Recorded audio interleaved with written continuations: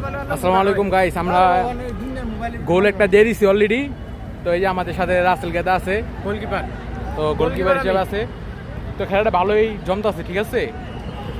মোস্তফা তো মনে করেন যে ধুম লইতে পারতেছে না, ঠিক আছে। মোস্তফা তুমি কি বললে ধুম লইতে পারো না? ঈশ্বর বন্ধু এইতেছে, গোল ঢুকাইয়া দিছি। যাক, আমরা তো একটা গোল দিছি, এটাই ভালো আমাদের। হ্যাঁ, রায়ের বাগার কোন জানি, রায়েরবাগ গুলিস্তান দেখি কারা জিতে, ঠিক আছে।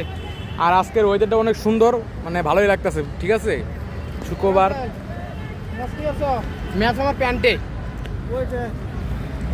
এই আপনারা দেখেন, ওই যে আমাদের ওই জায়গায় আমাদের ছেলেবেলারা সবাই।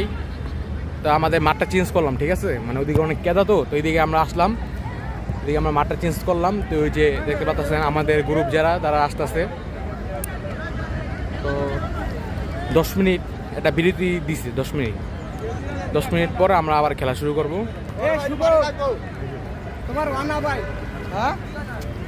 শুভরে দিছিল কর্নার, ঠিক আছে।